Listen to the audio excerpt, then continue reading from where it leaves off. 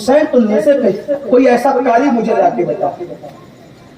میں چیلنج بھی نہیں کرتا، چیلنج والا آدمی بھی نہیں ہوں کہ یہ کام بڑے مناظروں کا ہوتا ہے، میں غلام ہوں اہل دل کا، لیکن آپ کو چیلنج کرتا ہوں کوئی مجھے ایک قاری ایسا بتا دو جس کا جو نیزے پہ قرآن سناتا.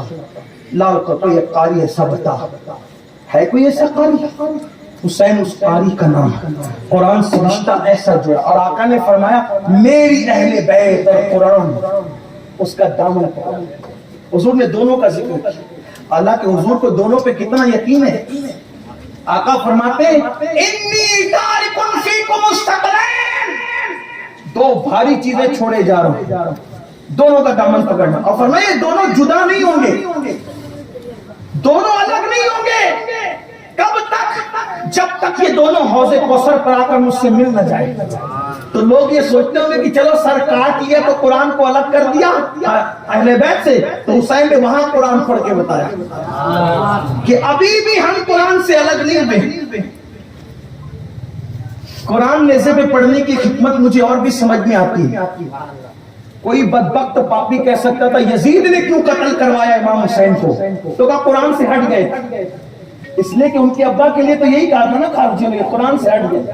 قرآن کہتا ہے الحکم الا للہ، حکم تو صرف اللہ کا ہے، لیکن علی تو کسی کو حکم مانتے ہیں ہے نا، تو علی کافر ہوگا. مولا علی فتویٰ لگایا تھا علی کافر ہوگا.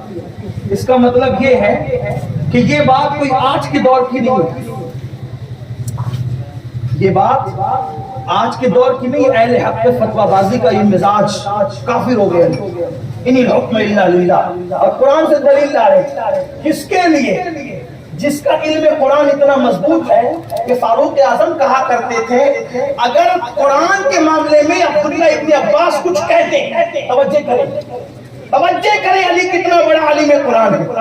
فاروق اعظم کہتے تھے قرآن کی تفسیر کے معاملے میں عبداللہ ابن عباس کچھ کہہ دے تو پھر کسی کو بولنے کا حق نہیں ہے.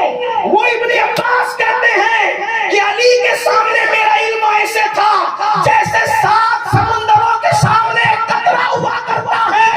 سوچو فاروق اعظم جس کے علم پہ اعتبار اور اعتراض کرتے ہیں، وہ کہتا ہے کہ میرا علم علی کے علم کے سامنے ایسا ہے جیسے 7 سمندروں کے سامنے قطرہ ہوا کرتا. اندازہ کرو علی کے علم کا عالم تھا. ان کو کہہ رہے تھے پدی کے شوربے خارجی یہ کافر ہو گیا. تو لوگ کہہ سکتے تھے نا حسین قرآن سے ہٹ گئے تھے اس لیے یزید نے کٹوا دیا. حسین بابا کا تجربہ تھا، نیزے پہ قرآن پڑھ کے بتا رہے تھے. یہ نہ کہنا قرآن سے ہٹ گئے. دیکھو اب بھی میں قرآن اب بھی قرآن پڑھوں. حسین پاک نے قرآن پڑھ کے، اور نماز دین کا ستون ہے. آخری وقت سجدہ کیا، سجدے کی حالت میں گردن کٹی. جب میں یہاں پہنچتا ہوں تو سوچتا ہوں یا اللہ، ایک شاعر نے کہا تھا ہو سکے تو لائیے دونوں جہاں میزان میں، ہو سکے تو لائیے دونوں جہاں میزان میں. میں نے ایک سجدہ، صرف ایک سجدہ، میں نے ایک سجدہ زمین کربلا سے لے لیا.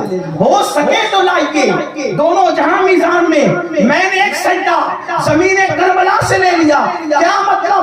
حدیث پاک ہے، اللہ کے رسول فرماتے ہیں جو جس حالت میں مرے گا اسی حالت میں اٹھایا جائے گا. مطلب کیا؟ اگر کوئی کھاتے کھاتے مرا تو کھاتے کھاتے اٹھے گا، اگر کوئی پیشاب کرتے کرتے مرا. حدیث کے ظاہری الفاظ کے مطابق بات کرنا، حضور نے یہی فرمایا جو جس حالت میں مرے گا اسی حالت میں اٹھے گا. ناپاک مرا ناپاک اٹھا، اللہ اکبر. حرام لقمہ پیٹ میں لے کے مرا، حرام لقمہ لے کر کے اٹھے گا. معاذ اللہ داڑھی مڑاتے مڑاتے مرا، اسی حالت میں اٹھے گا. گانا سنتے سنتے مرا، اسی گناہ کی حالت میں اٹھے گا. اللہ اللہ. کوئی کھاتے اٹھے، کوئی نیند سے اٹھے، کوئی حرام لقمہ لے کے اٹھے، کوئی تلاوت کرتے اٹھے، لیکن سوچو تو صحیح حسین نے سر سجدے میں رکھا، اسی حالت میں جان چلی گئی. کوئی کسی حالت میں اٹھے گا، کوئی کسی حالت میں اٹھے گا. حسین ابن علی جب اٹھیں گے تو سر کو سجدے سے اٹھاتے ہوئے اٹھیں گے. اور پھر سوچو کسی کے سجدے کی مدت 3 بار سبحان ربی الاعلیٰ، کسی کے سجدے کی مدت 6 بار سبحان ربی الاعلیٰ، کسی کے سجدے کی مدت 11 بار سبحان ربی الاعلیٰ، کسی کے سجدے کی مدت آدھی رات، کسی کے سجدے کی مدت 1 رات.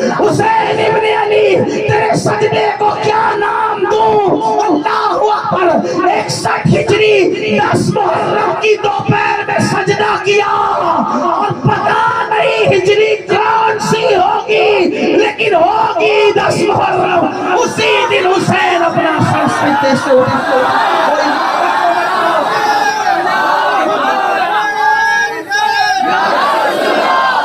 کوئی مدت تو بتاؤ. یہ ساری چیزیں کیوں ہیں؟ یہ دین پر عمل کیا حسین پاک.